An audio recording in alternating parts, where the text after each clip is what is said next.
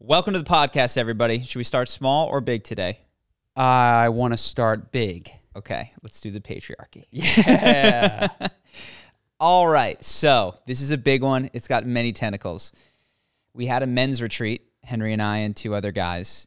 It included psilocybin and MDMA at one point. It was a beautiful experience. I learned a lot about myself. I will share that with you in the hopes that it helps you as well. There were a lot of interesting things, and one of them was that in the opening talking circle, one of the things that the facilitator, who was a woman, brought up was patriarchy. And you knew it as soon as that word was said. Flashes in Flashes, red. a flashback. It was such a nice, calm experience. We were settling into the room. There was sage. We were sitting Indian style, and she opened, I'd like to start with a little reading. This one is about the patriarchy. And I looked over at Charlie, and I knew it was on, so go ahead. So there's a lot of caveats that I want to give. And the first is that I realized immediately, because as she said the word, I was like, oh, God. And then she said what it meant to her in that context. I was like, I completely subscribe to that. So I think the way that you define the word, I could be completely in agreement with you or totally in disagreement. And it's one of those words that is kind of a weasel word, and people use it to serve all different kinds of agendas. So that's one of the things that I first realized. But she said, you know, in terms of this, one of the things that you guys can begin to think about is how the gender expectations on men, like men don't cry, or if they're too sensitive, it's gay, and if you're gay, that's undesirable. And if, you know, all of the things that American mainstream society puts on both girls, but in this case, it was a men's retreat, young boys, how that has impacted you.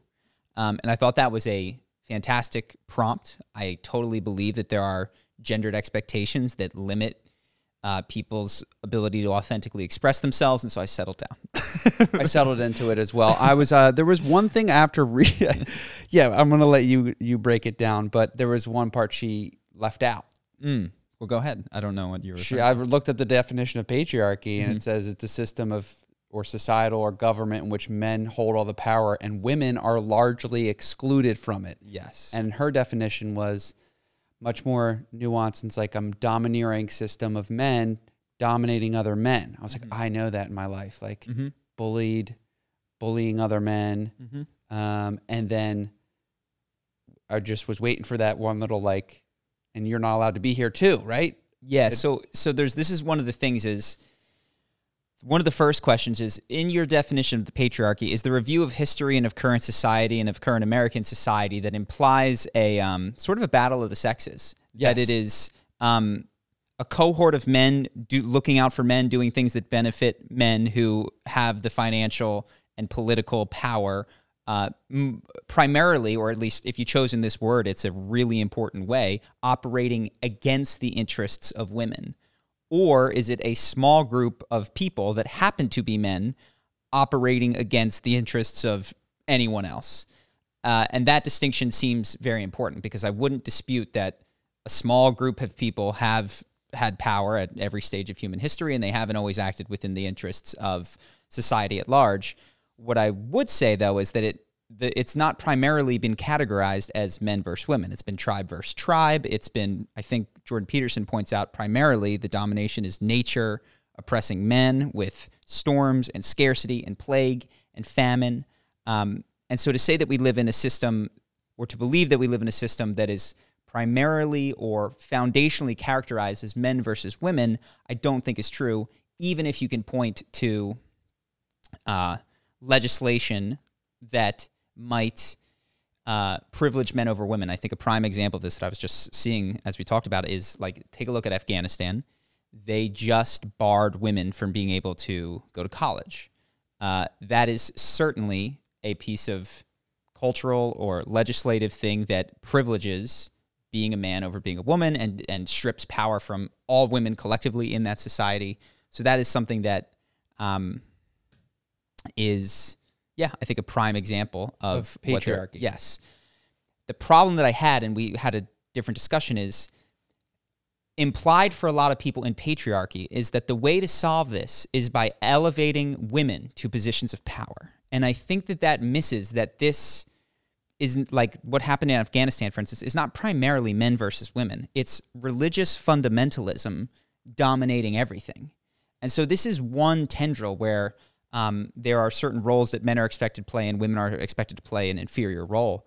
But that is actually secondary to this overwhelming belief that we're going to read this book. We're going to do it like things were done in the Stone Age. We're going to stone gaze and kill infidels and do all kinds of other crazy things.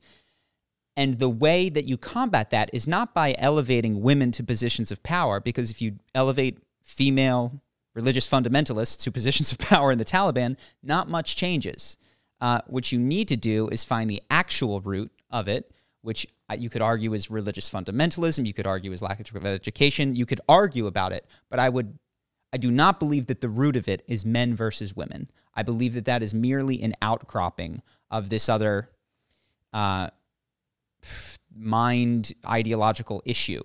And so when you call it a patriarchy, I think you can, while you might be correct in some of the visible things that it expresses, you are not identifying the piece that needs to change in order for things to get better across the board. Does that make sense? Yeah, it makes sense. And I think what's interesting was the actual conversation is like, I knew all this background about your experience with looking at Jordan Peterson's way of looking at the patriarchy. And the way our conversation went was like... So let me slow. We later, after our first day, which was beautiful, and we all learned about each other, and it was heartfelt and amazing, and got to explore the ways in which, in some cases, our imposed gender roles limited our authentic expression of ourselves. We were then hanging out, chatting afterwards, and I said... It was a decompressing moment. I had slipped into the hot tub. Long day of sky time, ready to just turn my brain off. And Charlie said, so, what did you mean by the patriarchy? And everyone was just like, we're going to do this now? But go ahead, yeah. Yeah, and I think what we were sorting through was that underlining principles. You were figuring out what they meant, so you could then tell them what your idea is. And I found that really fascinating, is this move towards subjective experience then tied to a larger societal idea. Yeah, I can break that down if you want. So I said, what is the patriarchy? And it was, well, it's a system of male domination, and it's often associated with whiteness. And, it was like a whole, in my opinion, and I love this facilitator. She's helped me so tremendously in my life. And this is not at all a dig on her. This is me disagreeing with the idea.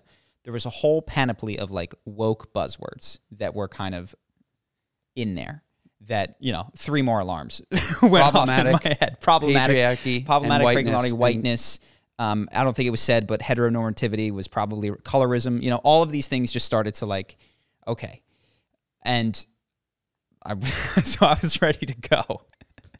And as we talked, what you pointed out that was interesting is I said, I feel like these things, that's not how I view it, blah, blah, blah. And she said, well, let me give you an example of my life. When I was younger, I said that I wanted to be a doctor. And a man nearby said, don't you mean nurse? And in that moment, she said that she felt her heart sink. It was like the bottom dropped out. And I imagined that it was, oh my gosh, my dreams are not achievable because of who I am.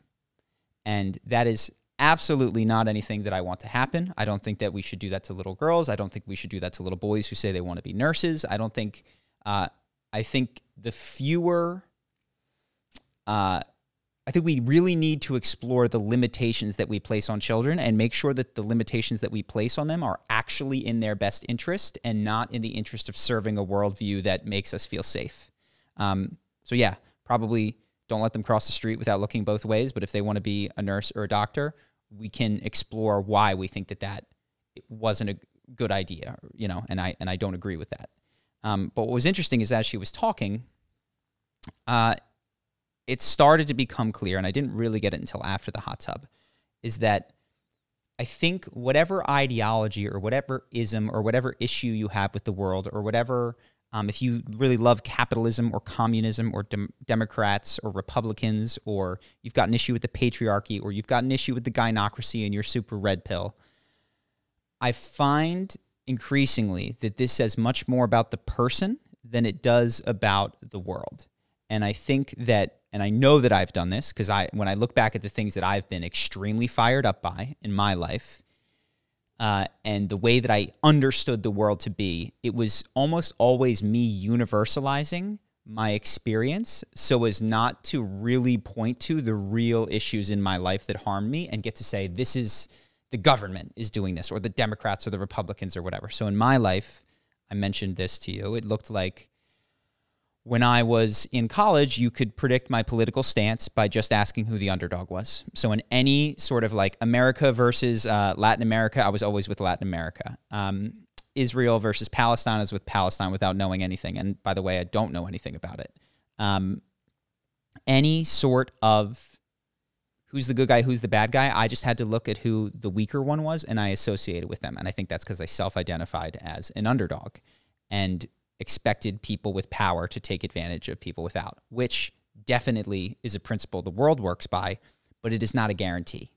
It is not always true that the person with less power is the person who is in the right, nor is it true that the nation with less power is, the nation that ought to receive my moral support.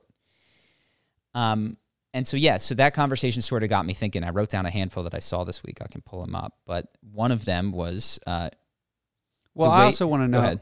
I want to also know, what is it about you? Because this was an uncomfortable moment for me.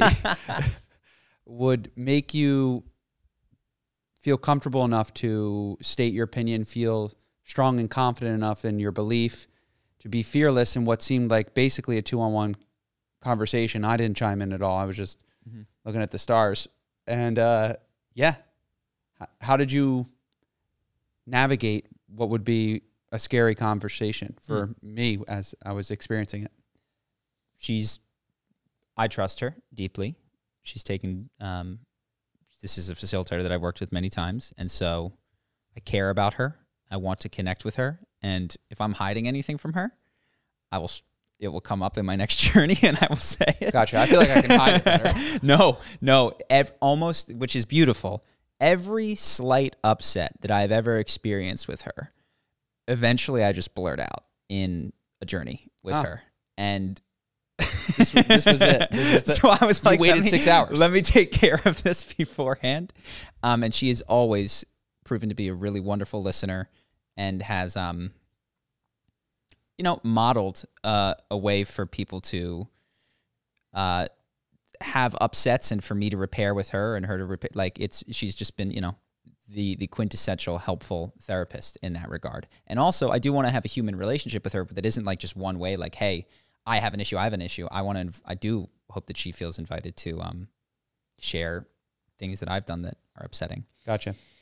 But the other thing was genuine interest. And also what I said is that the way that I've often heard this term used, and I'm not saying that she was doing it in the moment, is to enforce rules around gendered hiring, rules like around who's able to speak in a conversation, to say, well, you're not allowed to denigrate the idea in favor of the identity, which to me seems to be the exact opposite of what we want to do. And this was my point to her as I spoke, as I said, in that example of that guy who, did that to you, we could certainly look at that and say that is a man,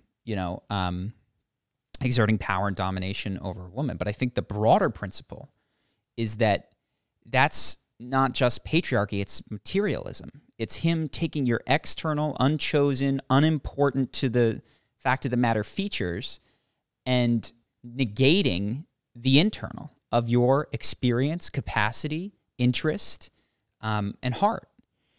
And if we look at just patriarchy, we will have these solutions that are, we need more women in positions of power, and we can wind up with a world that looks very much like our own, except we will have more women in positions of power. Yes, I thought her historical analysis of the word patriarchy was interesting, but I thought you went a layer deeper and saying, then how do we distribute goods, services, and help based on how you describe patriarchy? Isn't there a better way? Yes. So we then got to talking about privilege. Yes. And my issue, which I've talked about on the podcast with privilege, if it's often conceived of in extremely narrow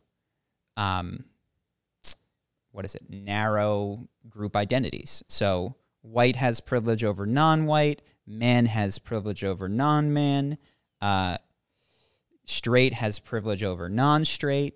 And for some people, if you know really those three identifiers, and then maybe one or two other, like, are you, or do you have a disability or something like that, they can then rank you on who gets to speak, who gets into college, who gets this job, who ought to be on stage, etc. And my understanding of privilege, which I think is a really important concept, is that you want to take into account all of the ways in which our society elevates external things that do not fundamentally matter to give some people advantages and other people disadvantages. And you want to create a society that doesn't do that. And by the way, there are so many. And also, it's not just society. There are privileges that are like, if your dad didn't beat you when you were a kid, or you had two parents, these are not just society. You're just advantaged existing in the world in terms of your internal ability to connect with your feelings or succeed in your career if you have certain things. And so we also, as a society, I think, want to look at people who, through no fault of their own, do not have some of those privileges and create ways for them to catch up, so that when we have a capitalist competition for power and the people who are ascending to the highest and even the mid tiers of power are those who have competency, who work hard, and are not merely those that were born into a tiny class of people with the most privilege that started so far ahead in the race that the others could never catch up to them. We want as many people starting as close to the same starting line as we can, I think, for all of our benefits.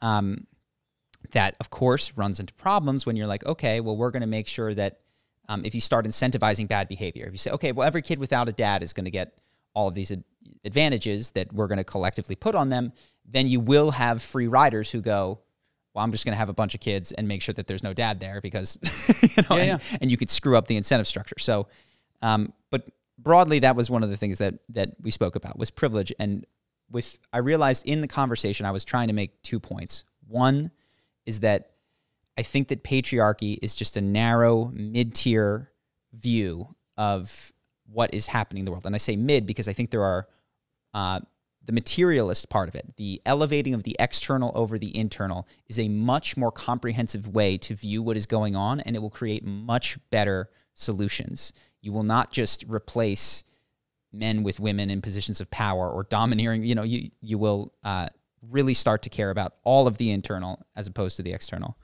And the second one was noting in other people and myself how political discussions are almost never about the world. They are about the individual who has taken their life experience and universalized it so not to have to confront some of the biggest challenges in their life. And I'm not saying that's what she was doing. I noted it in myself, because one of the things that makes me resist patriarchy as a term so much, I realized throughout this journey, and if you want to chime in now, I'm moving on to chapter 2. I'm not sure what chapter 2 is, but I also want to touch on a few points here, which was, are you going to talk about the matriarchy in your life? Yes. Are you going also to talk, I have a story in my own experience about that.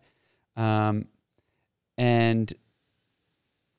yeah, this connection with just your subjective experience into a larger idea, our experience with the matriarchy, as we see it. And there was one more point I had with the patriarchy that I wanted to get into. Oh, and then this last part of, I think there's a charisma learning moment on how to effectively navigate these situations where you can win people to your side, or at least stay strong in your position. Which was like, this was occurring at a time where we were all in the hot tub. And I swear to God, when Charlie spoke, everyone got out of the hot tub and sat and cooled off for a minute. Yeah. And then as he rested, then they slowly slipped in. It was very strange. And I was very highly in tune with what was going on because I had just had a journey. But it's there's I think a charisma learning moment in there. I mean, I'm not saying I handled it extremely well. I think our friend suggested, what he made me realize later, was that these political conversations, even if people approach you with abstract ideas about capitalism, communism, patriarchy, etc., if you engage with them on that level, you are missing the point. At 35 years old, I need to be smart enough and wise enough to recognize that people are talking about themselves, their experience, and no one here is voting for the actual system that the world is going to live. And so I need to consider and ask, what happened in your life that made you think this? Because to say, oh no, this is just an objective reading of history that I find compelling, and if you provide a more compelling version of history, I will move, is clearly not true. That is not borne out in my life experience. People dig in because they often have very personal ties to the ideologies and the worldviews that they subscribe to. Yeah, even in the question, me asking it was like thinking of a specific moment at the coffee shop where I was like, I left that feeling like I wanted to do better. But I don't want to throw you off your point, because I think what you're getting into next with the matriarchy and your personal experience is reflective of my own. So. So yeah, I wouldn't call it the matriarchy, but one of the reasons we could call it. We could. that's not how I conceive of it. One of the reasons that I think internally, emotionally resist the idea of the patriarchy is for the some of the argumentations that I made before, but also because while there have been experiences in my life that I have been victim of and probably also perpetrated of, like male domination, male teasing, male power, etc. There's a different and more subtle kind, and the one for me that feels most powerful is female power that is often exerted quite differently. Doesn't necessarily mean that this is my boss or my whatever, but it is the thing to which I have found myself most reactive in my own life. And so there's a lot of examples, but one of them that just very personally came up in the next day of the journey, which I wasn't planning on, was growing up, and I didn't know this at the time, and I'm starting to piece together how and why I am the way that I am every time I have another one of these journeys, is that our mom, who I love, and we'll talk to and have talked to about these sorts of things, I told her this, had a lot of anxiety. And I had also learned to deny her anxiety. So the thing that we laugh with her is we go, hey, Mom, how you feeling? You look a little bit worried. She goes, I'm not worried. I'm just saying. Yes. Yeah. So she'll come to you with like, are you sure about that? Mom, you sound pretty worried. I'm not worried. I'm just saying. Just saying there could be bears in the road. It's not bear season and you live in Arizona, but there could be bears. So there's, as an adult, that is a funny thing that we can point to and laugh at, and I can see. I think as a child, that tendency to deny anxiety and say, I'm not worried, the world is dangerous, I picked up on. I know I picked up on as a kid, and I felt it. And one of the things that I experienced in my journey was what I perceived to be a lack of mom believing in me. And it was extremely painful. It felt like a hole. I was like, there's a hole where I would feel that her believing in me. And zoomed out, I know that it wasn't her lack of belief in me. It was just her general anxiety that I was picking up on. But when I struggled, and the prime example is like, I did wrestling. I actually, when I was probably in 6th grade or something, I picked it up pretty quickly. In my first tournament, I think I got 2nd or 3rd place, and I was wrestling against older kids, and the guy who won didn't even pin me. He beat me like 6-1 in points or something. And I was simultaneously so proud of that, but also there's like this gasping person in the crowd. One person in the crowd. Like just so terrified.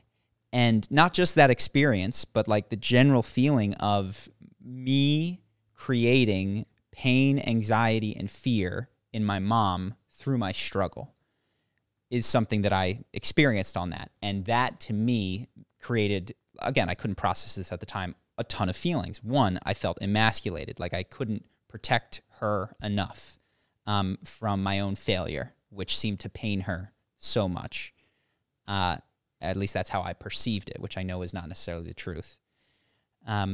2, it created like anger, because the way that I then did things was I learned to not learn in public. I didn't know this is what fed it, but my whole life I took a ton of pride in being the type of person who didn't try and things came too quickly.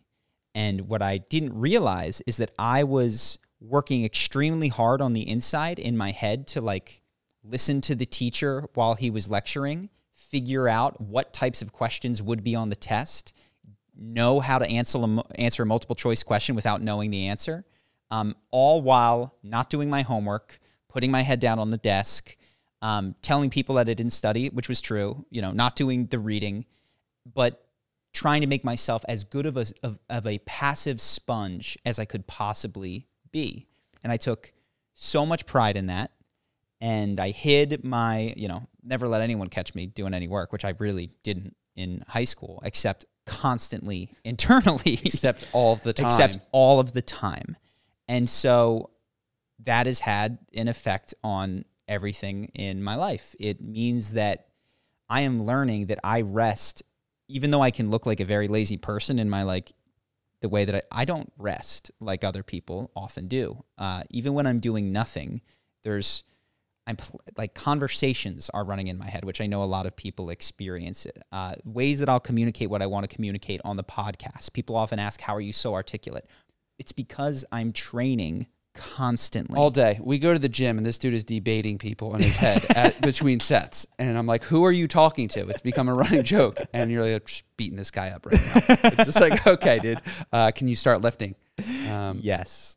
And that's partially why I wanted to name this podcast Dropping In for the new iteration, is because I'm trying to lose that. I'm trying to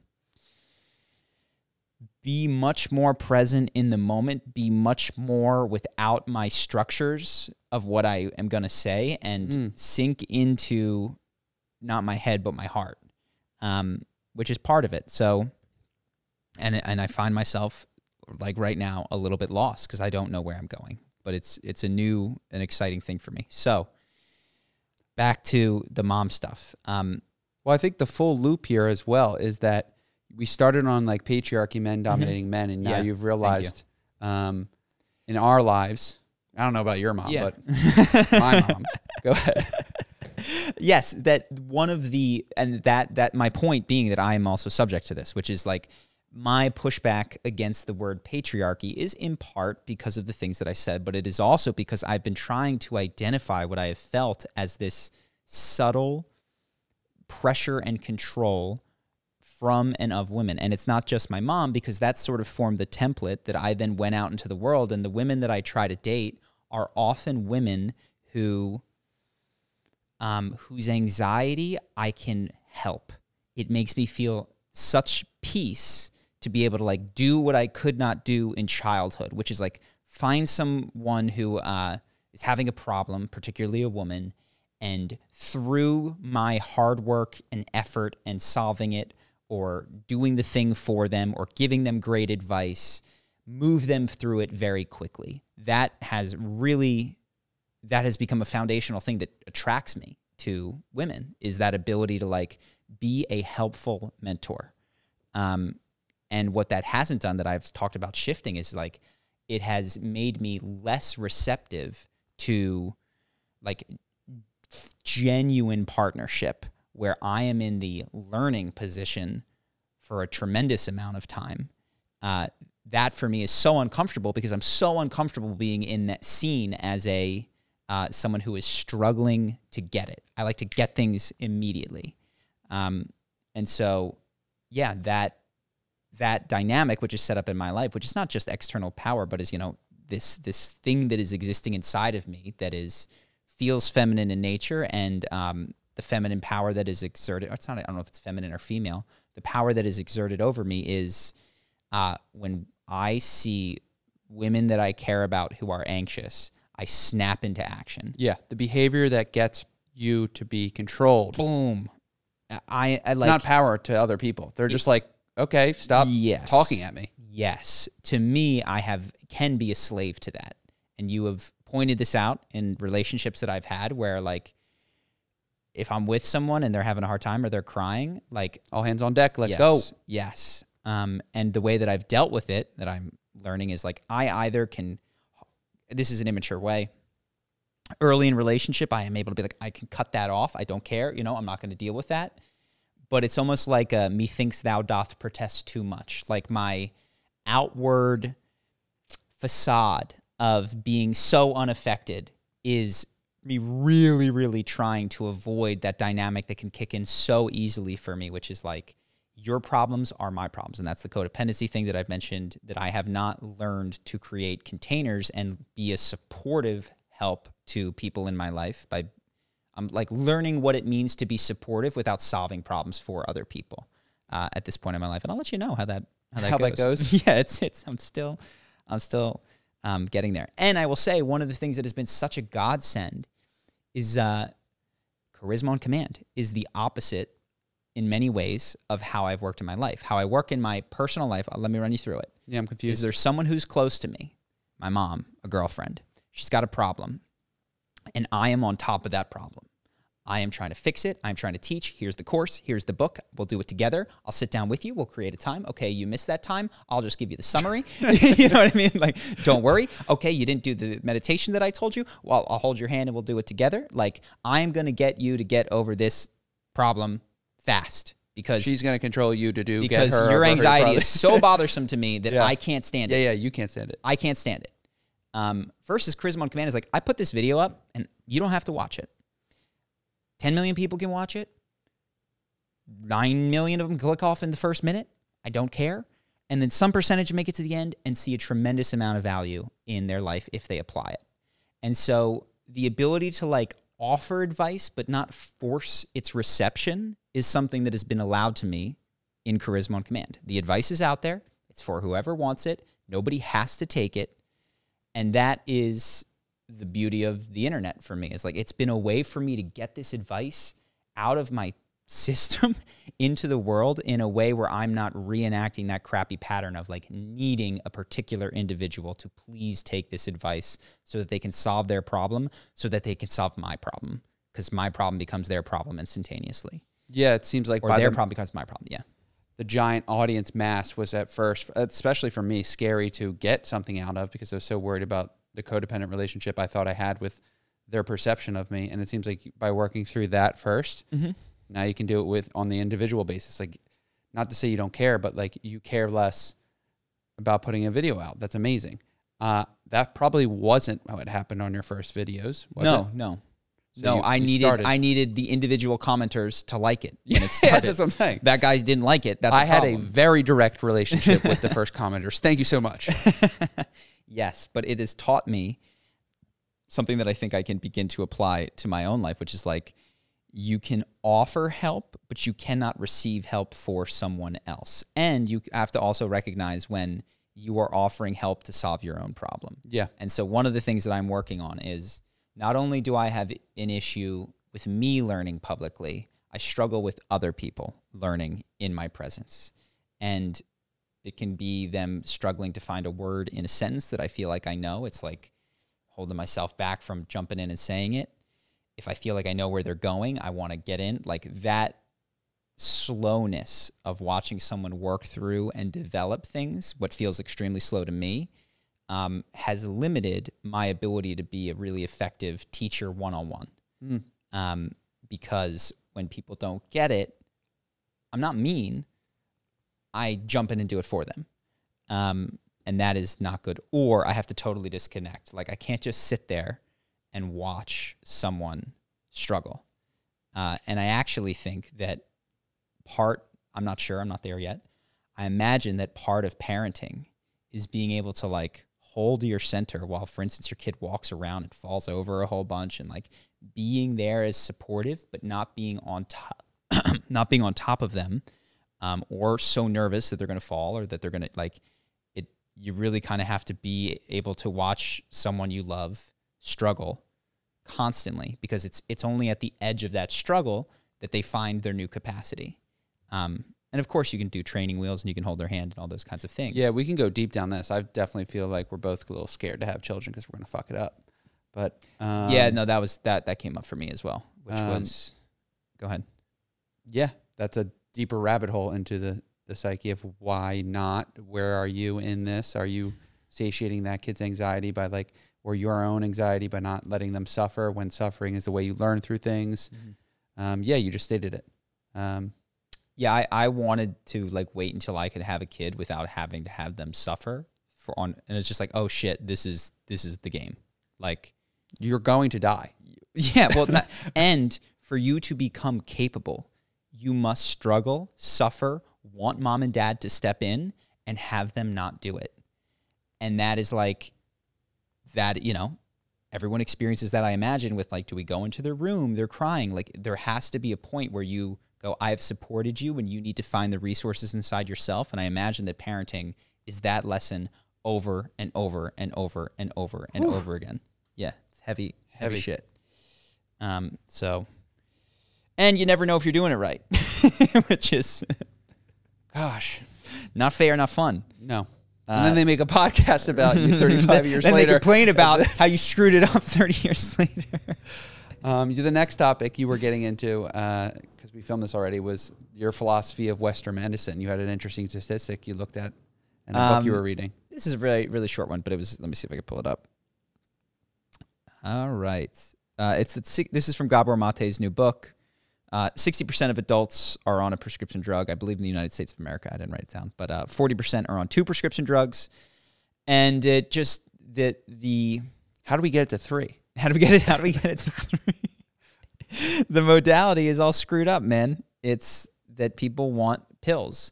And if you tell them breath work for 25 minutes every day will have a tremendous impact and it's uncomfortable to do, they would rather drive to the doctor, spend the money on gas, do the copay to find the pill. And I'm not saying that everything can be solved by breath work, but the idea that you have a problem, a chemical imbalance is, you know, often the thing that people say that needs to be solved by pharmaceuticals is just unfortunate, and I think keeps people sick. Far more people sick than need to be. It's not to say we should shut down hospitals or stop prescribing medicine. It's just that that cultural tendency is not good for people. You want to know something crazy? Sure. The average primary care physician spends an average of 8 minutes per patient. And so I got that statistic from the guy who was on Joe Rogan. His name was Brigham Bueller. He was a drug rep in the 90s, and he has a fascinating story of just being given like a $20,000 stipend per month where he had to go out and find doctors, wine and dine them, and then like pitch them his newest drug that he was working with for Pfizer. Or like, you know, you guys got to start selling Cialis. Like Viagra's not as good. Yeah. And it was this really interesting relationship dynamic that he talked about, which is, I said yesterday on the last cast, which like in the 1950s, the doctor knew your family, everything about you, when you were born, your weight, every year was a checkup. And today it's like, I avoid the doctor at all costs. I only go in, I pay a minimum dollar of like the lowest copay I can find. And I'm like, dude, I'm sick, give me the pill. And up until recently, there wasn't very much preventative care. And like I just said, primary care physicians, the way their model's built is they're trying to get reimbursement from the insurance company. And so they're just trying to move through patients.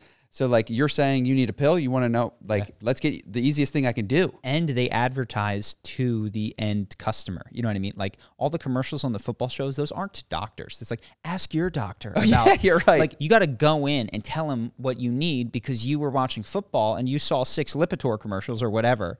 And who's the bouncy guy? Vizoloff? I don't know. I mean, I think I need that because that guy was sweet. He bounced and then he was happy.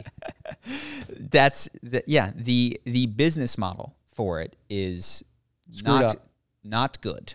I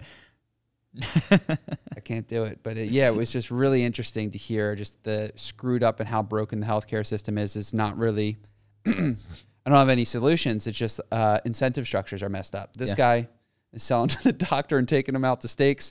You're then going in there and telling me sick. He's like, well, I just got this new one in. It was a really good steak dinner that I had over it. And God, yeah, I don't know how to fix that, but I listened to the same podcast and it was screwed up. You guys want to check it out? Henry, you said his name earlier, but Brigham Bueller, super interesting guy. I'm gonna get him on the cast.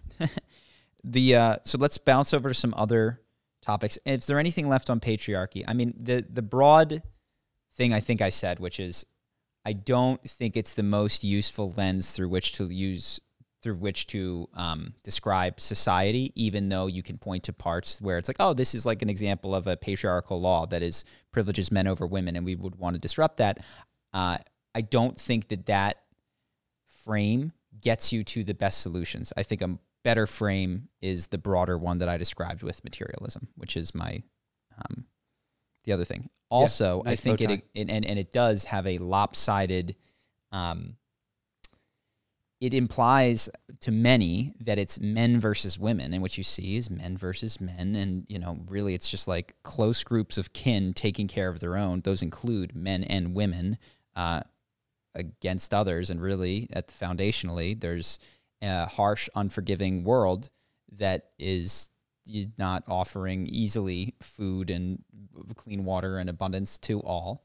And that we've had to carve out our own place, and that we've collectively actually made quite comfortable, at least for some, though there are many that don't even have clean water still. So let's bounce.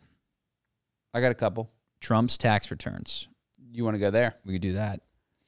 This one could be long because I haven't thought. So my thought was the same thing that my initial selfish thought whenever I see rich people's taxes is, I'm a fucking idiot.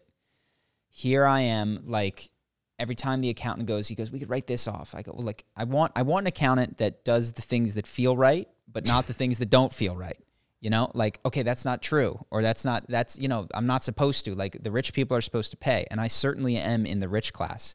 But there's a class above me that doesn't get... The president of the United States, I think it's fair to say that he's above you. That just lives like a billionaire while buying real estate and other assets that they can write off, and taking out debt and spending that money, and effectively, honestly, I have to look at... Yeah, here, I can actually just give you some context. Yeah. So they did a audit of former President Trump from 2015 to 2020.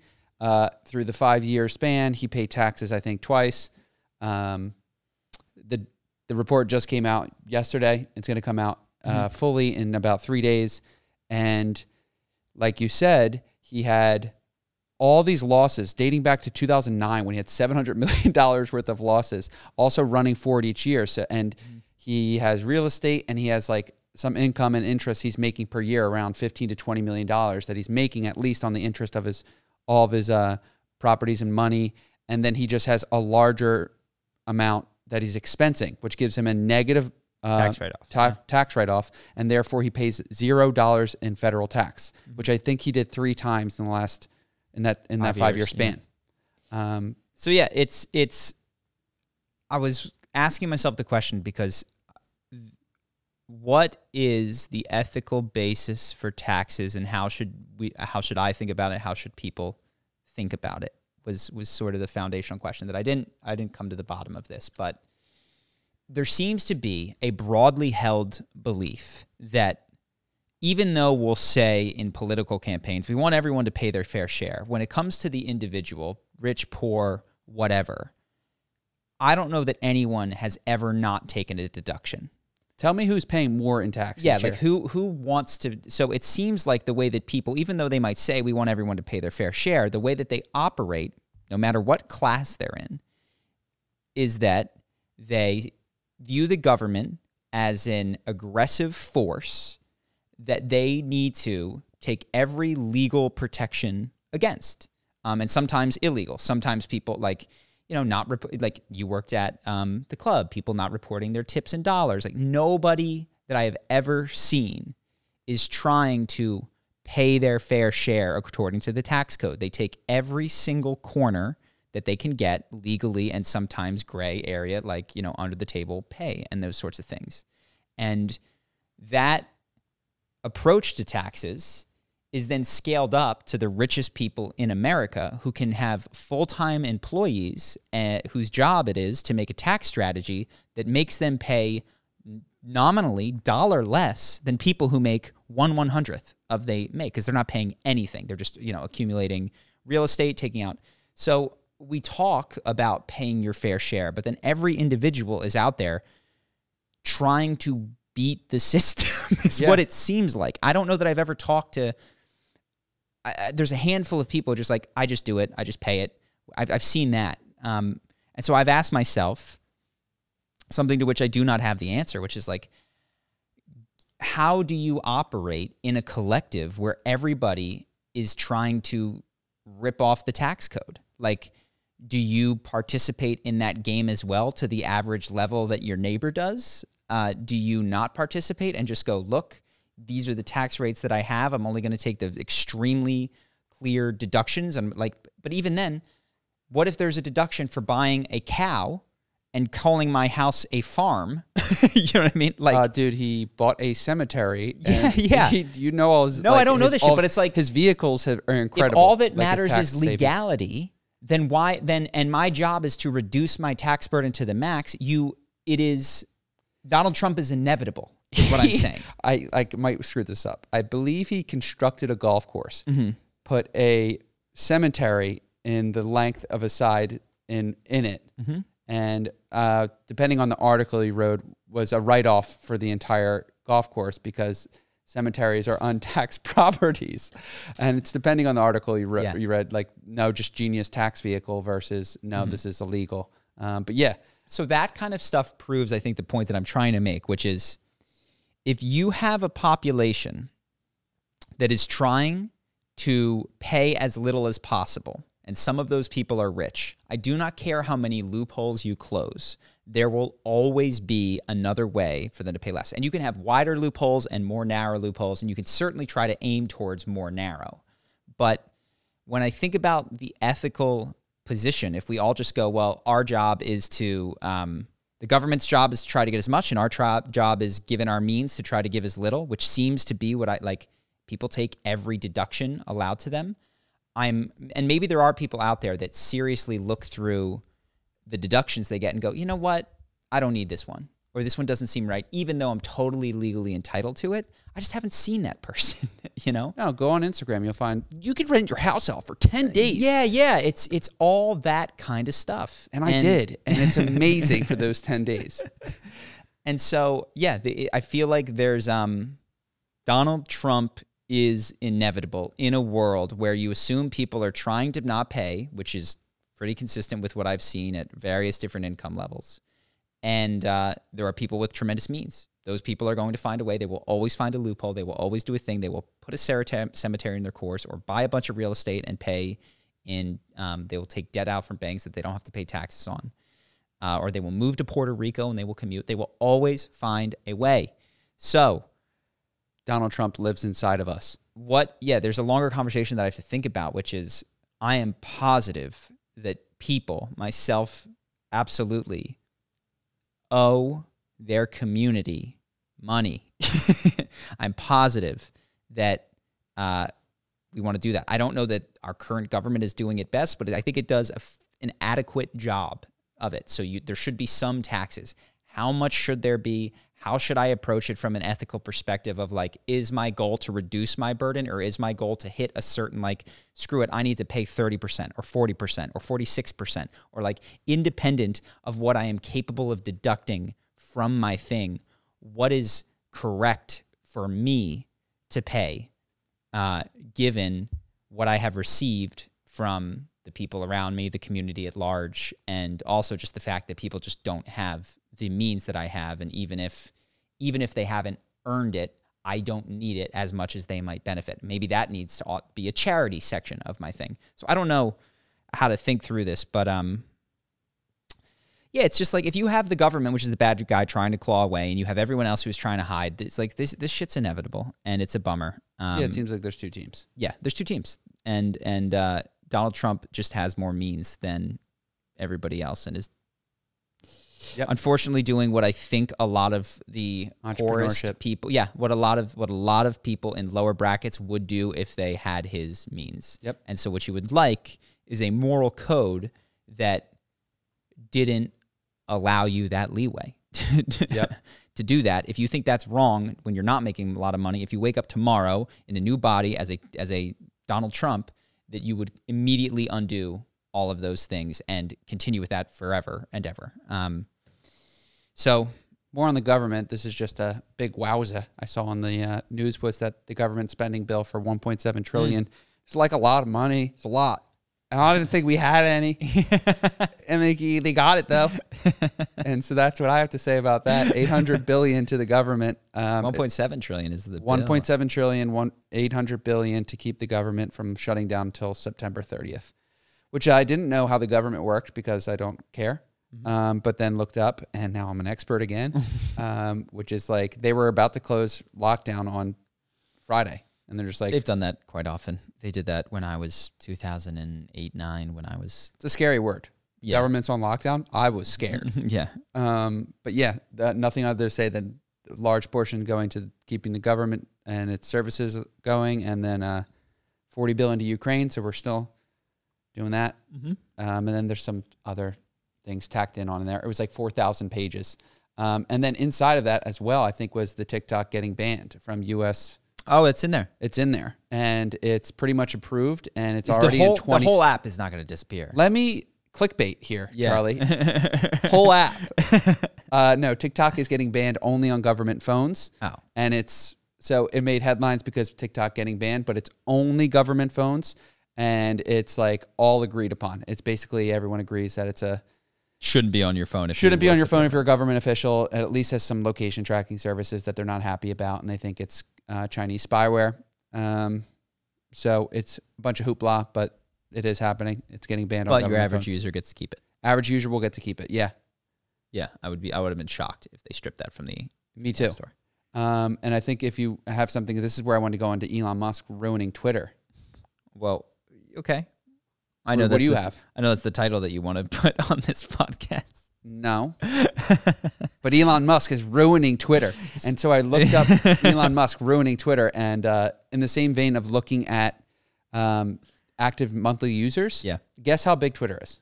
I have no idea. Okay, guess how big TikTok or Facebook is? Way bigger. Like absurdly 10 big. times, yeah. Like Facebook has 2 billion monthly users. Active. They have like 3 billion. Does that include Instagram? I have the Wikipedia up here, and I can put up a list. Yeah, Twitter's tiny. Yeah. So no, sorry. They have 1.93 billion active monthly viewers. That's Facebook. They have the entire world. And then Twitter, I scrolled down. They're the number 17th. Guess how many active users they have? 150 mil. Yeah. 200 million. Yeah. It's like we're not even in the same ballpark. Yeah. So all this news around it is kind of crazy. And then we've talked a little bit about this off the phone with, or on the phone with our friend, which is all the news coming from Twitter seems like it's imploding.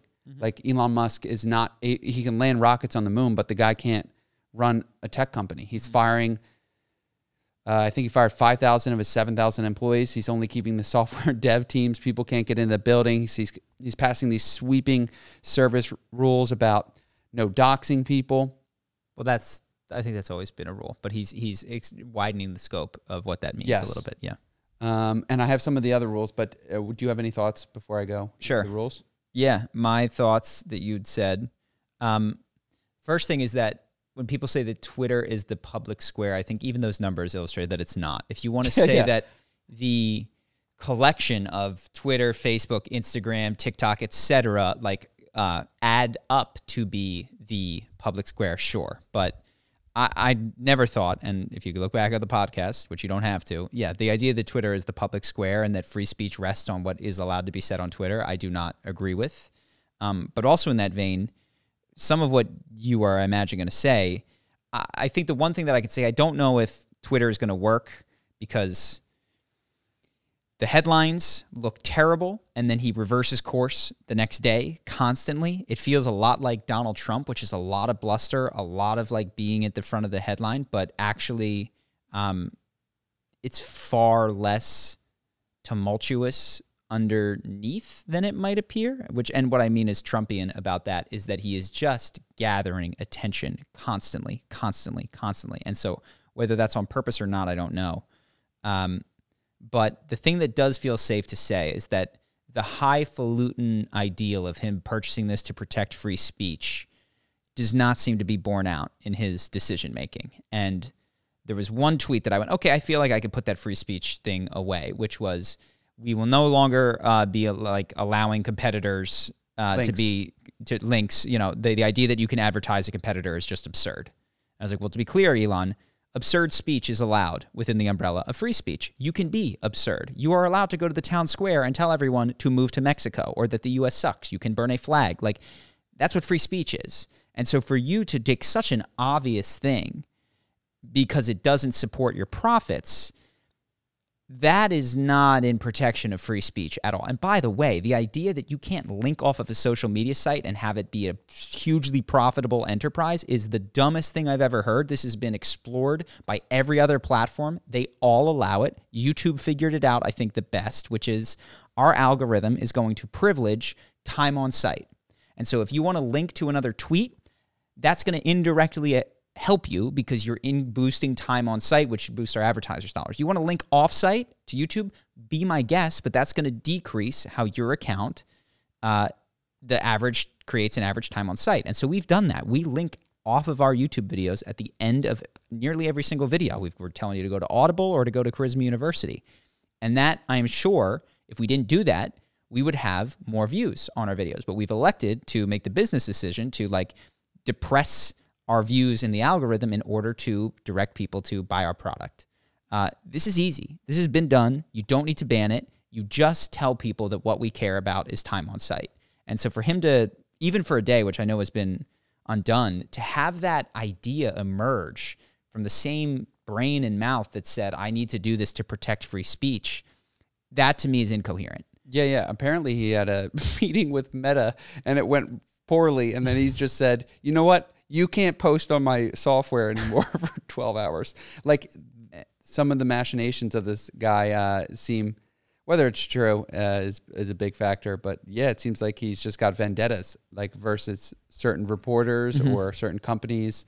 Yeah, and I don't know what will ultimately happen if he'll turn it out and make this new web thing where Twitter can do everything and it'll be profitable. But what I do feel fairly safe to put to bed is that this is not about free speech for him. That might have been a small thing. I think his idea of free speech is the speech that he likes. I think that's most people's idea of free speech. And most people collapse under the test of speech that hurts their pocketbook or speech that moves the government in a way that they don't like. Then this free speech just disintegrates or under that. They just want more of the speech that they can tolerate, but not anything near what the Constitution allows under free speech. Not that it ought to be that. It's a private social media site. You can have all sorts of terms and conditions, but the idea that you can't link out to me was that put the nail in the coffin of that ideal being what has driven his decision making. So, Charisma on Command. Votes. Twitter, 2023 or explosion? Should I step down as CEO? We're going to do a poll. Yeah, where do you think Twitter will be better off in 5 years from now or worse off? You're not going to put your name on? No, I'm not putting my name in there. I know you want me to make a prediction for clips and stuff. Money. I haven't done enough research. I have only seen the headlines. The headline would lead you to believe. You're betting on Elon. No, here's what I'm betting. I don't know anything about Elon. I don't know anything. I do know that he and reporters seem to hate one another, and so it's tough for me to accept the headlines that are written by the reporters that he seems to have a vendetta with. But it's also unimportant for me to know because I can't buy the stock. I don't plan on buying the stock if it were made public, and we'll see is sort of where I stand. I'm long on Riot Games though. I believe in League of Legends. That's where we're putting our money. If I could, I would. It's owned by Tencent, though, and I don't want to do that. Let me see if there's anything else that I said. I mentioned that Evo Psych thing that I never went back to, but that's okay. It was just the idea of grand narratives back to our conversation about how people often hide or they might not even realize they're doing it. Their life experience is just hidden in their grand narrative of the world. So one that came up this week is I saw some video, somebody talking about Evo Psych, about how men feel heartbreak worse because of their inbuilt possessiveness. And it's like, this is... I think I saw that. And then there was a clip where a guy was like, did mommy? I didn't see that. Did mommy hurt you? It was just like his response to it. It's just like, look, I don't know if men or women on average feel heartbreak worse. I bet you could run that study several times and it could break either way depending on the sample that you took. But that is somebody to me that is trying to explain both their heartbreak and their possessiveness as being evolutionarily predetermined and nothing he could do. Nothing. Yeah. And also, to explain why the person that they broke up with is not really too broken up about it comparatively. Genius. Yeah, and it's a genius way to universalize and not explore one's own pain, which is, I do think, what so many worldviews are. Yeah. I think so many worldviews are a way for individuals to not look at the concrete pain that has occurred in their life history and instead to fight against a system out there in other people. And you can tell because of how quickly and how triggered they get upset about the system. And they will then say, oh, you don't care about the world. No, you don't care about the world. You care about the thing that happened to you that is constantly being re-triggered and re-traumatized that you may go your entire life without ever exploring and looking into. That's what I think about grand narratives. Let me see if there's any other that I'd written in here.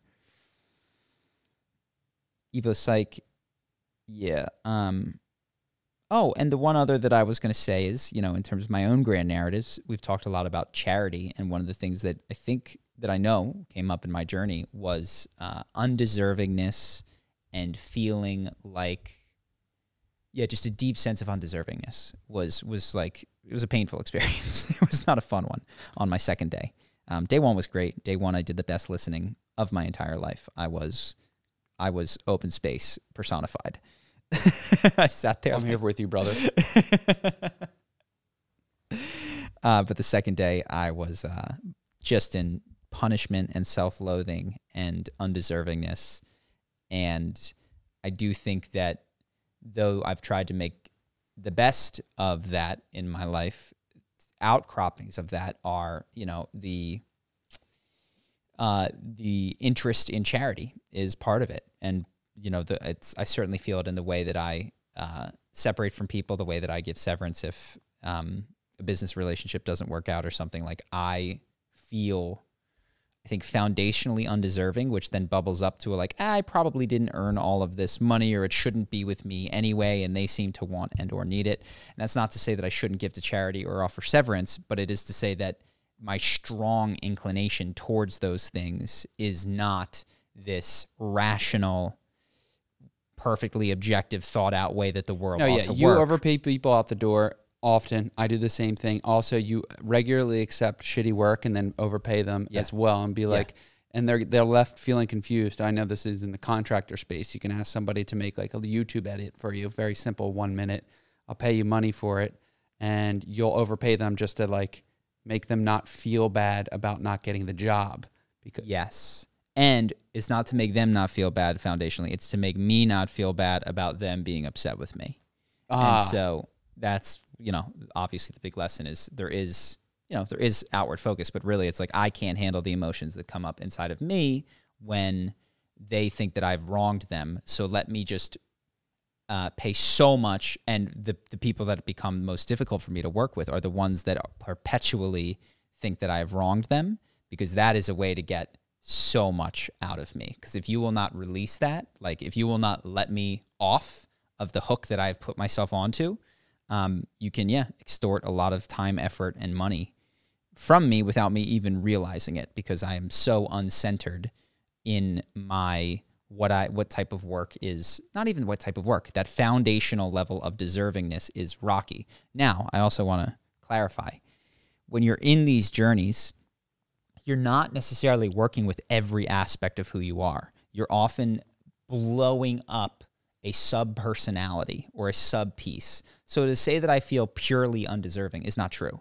You're also egotistically. I'm also well, that could be the flip side of it. Yeah, but I do have a deservingness. I have an undeservingness. I have a big ego. I have all of these things. But what is nice is that in these journeys, you really get to know parts of your personality and to integrate that part back into the whole. If it's, if you are lucky in that journey, and it's something that you do after the journey as well, so that it's not unconsciously driving you to make those decisions in the future. But I just want to be clear that I don't, that is not the entirety of me. It's just this feeling of undeservingness and overpaying constantly.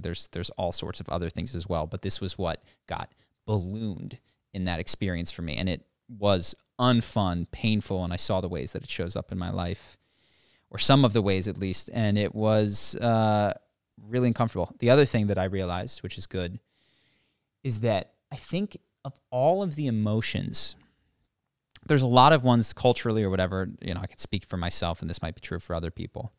For me, anger, fairly accessible. I think probably true for, this was raised for most men in America. Of the emotions, anger is the one that you are often most, you're okay with. That's the one that isn't like, that's a strong male emotion in many circles. If that's not your experience, I don't mean to put that on you, but that's true for a lot of the guys that I know. Things that are not as acceptable are, heartache or hurt or tears, things that would bring tears, whether it's tears of joy or tears of sadness. But there was one emotion that came up that I hadn't been too familiar with, which was shame. And shame has like a double lid on it, because shame is a feeling of not wanting to have the experience or be the thing that you are. And so if you already have enough trouble getting into sadness, the shame that you feel about sadness is like double trapped, because you got to find the sadness, and then you also have to find the resistance to the sadness and this wishing that the sadness, or sometimes you feel just the resistance first before the sadness. And so I also got good visceral felt experiences of shame for a lot of the things that we talked about earlier. Because like I mentioned, being angry with mom, and I felt shame for that. I felt shame for not being able to learn fast enough or do enough to protect her from the difficulty of me suffering. So there's like just a lot of experiences of shame that came up. And I feel like I now have a template to name that in a way that I didn't when it arises inside of myself, which is extremely useful. Because if I think back to my life, people ask, like, how do you feel? I can be like, I feel happy, I'm sad, I'm angry, I'm kind of depressed. Like, I have never in my life said I feel shame. And I think that is not true of my experience. I think it's probably not true of most people's experience, but our inability to feel that as an emotion speaks to the double trap nature of shame. And if you can't feel it, it's running your life in some way from the shadows, and that's not that sucks. Do you think the flip of the coin emotion of shame is active in you? Or do you think they're both trapped simultaneously? What do you mean the flip of the coin? I don't know, like anger and if you were going to say happiness or joy and like sadness, are like the deeper you can go sadness. This is sometimes I've felt in my experiences, like as I move through the sadness, the great joy that is on the other side. I'm wondering I don't know what the name of the emotion is behind shame. For you, do you think that because shame is locked, that other positive side of shame is also locked down? And so it might be that undeserving. I don't know. I think you feel incredibly deserving or incredibly Yes, 100%. Yes. Your inability to feel the undeservingness blocks your ability to feel deep deservingness, like spiritual deservingness, not just of money or of severance pay, but of like, I am enough. To experience the joy of being alive. Like, I deserve to bask in this experience and not have to do more to earn it. Yeah, I totally think that. And I think that one simplistic way to view what we do with ourselves in our lives through trauma is, if life's experiences are, baseline like this, well, we can't handle the low, but we must shrink the high that much as well. And so what you wind up with is a very narrow band, and people will try to just move the top line, and it's tougher to do. And sometimes when you have an experience that expands what you're able to experience at the bottom, it also opens up the top as well. Yep. And if that doesn't sound appealing to you, the good news is you're dealing with it unconsciously anyway. So you might as well bring it to the conscious so that you can bring all the good things to the conscious mind as well. Anything else that we want to add today? There's some stuff we could go over. Coffeezilla and Logan Paul's crypto scam. The only interesting part I found about that is what we mentioned yesterday. So if you don't know, Coffeezilla he's blowing up with the SBF stuff, but he's also blowing up with this deep dive into Logan Paul's Crypto Zoo, which was a crypto project that was supposed to be a game tied in with some eggs that you could hatch and then have some playing cards. People bought it on speculation. during the crypto boom a year and a half ago. And he's talking to the dev team on it. He's talking to the Logan Paul's manager. And the video that what you learn is that it's just a failed project and everyone's pointing fingers about who ruined what. Was it the dev team? Was it Logan Paul not funding the dev team? Was it Logan Paul saying that he was going to do more? And so they're replaying clips. The thing I found fascinating is why I kept watching, which was, you mentioned this yesterday, and I'll let you take it, which is this idea of loops and how you build a story that keeps people watching. So yeah, if you can. Okay. Yeah, the overall arc, which is in the title, is like you want to find out what happened with Logan Paul and CryptoZoo, and the real question is like, is Logan Paul a bad guy? You know what I mean? Yeah. And people have vested interest in, yes, he's definitely bad guy. Bad guy. But what Coffeezilla has done well, and a lot of the best YouTube creators, and Serial does this well, is he split it over 3 parts, and he raises sub-questions. So I forget the question in part 1, but the part 2 is like, who is this Eddie Alvarez guy? You know, and so he like raises that question at the end of part 1, and then it starts to answer it. But wait, things aren't adding up. And so he's got all of these little sub-questions, these sub-loops. And I think this is the hallmark of good storytelling, is that you want to raise a mystery or a question and actually get to its answer fairly quickly. I'm trying to think of, I don't know what Brandon Sanderson does this really well. I think that's why I love his books. You get first scene 10 pages. You know, like, you want to know what's happening with this character in this bar in this moment. But that character and that appearance is going to be solved over a longer period of time as well as their character deepens. But yeah, sorry to interrupt you. I just realized there's a strong connection with the mini loops. Yeah, I'm trying to think. I'll have to remember. But there are movies where it's like we have one grand mystery and it's an hour and a half to get it, and the entire middle of the movie is just like pushing back, like, oh no, it's not there. God, was there a video game that I played that was like this? God of War, in some of the middle, especially of God of War 1, is like, you want to get this thing and figure out what's going on with Baldur or whatever. And it's like, oh, it's not here. Oh, it's not here. Oh, no. And it's just like all of these journeys and trips that don't answer that one underlying question, as opposed to, which God of War did better, but still has that middle drag in it, which is like, you want to open and close new loops very consistently while allowing the overall arc. And you haven't played God of War 1, but it's like, there's just so much, oh, it's not here. Oh no, what do we do? Like, this isn't the thing. And it doesn't ever give you the answer to the question that it asked. It asks a question at the beginning, answers that question at the end, and in the middle, it's just constantly being deferred. So yeah, that's something that I am paying attention to in our D&D. Like, even as a player in D&D, I'm like, oh, I have this cool character backstory thing. I'll hold this off. It's like, fuck, no, I got to like, let this has to be a mini arc that plays out in 4 episodes as opposed to 14, because otherwise that's too long, and we got to find a new mystery starting episode 5 to drive the story forward. So that has affected some of my play, and I don't want to tell me too much. No, I just don't want to over drag the like what's going on here. If you put Chekhov's gun in the beginning of the first act, in my opinion, you want the gun to go off at the end of the first act, not at the end of the third act. So, am I the gun? Am I the gun? I'm the gun, dude. Oh, cool. Anything else? No, feels tight.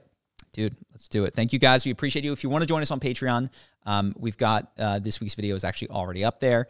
We've been doing discussions about what is going on with work for me in the week, and people have enjoyed some of the deep dives into what we're doing with, especially with D&D, and also some Charisma on Command stuff we also talked about today or on this week's. So if you want to support the podcast on Patreon, get a whole bunch of other stuff. People seem to really enjoy it, and it would mean a lot. So check it out in the link below or in the show notes. That's it for today. We appreciate you guys. Peace. Peace.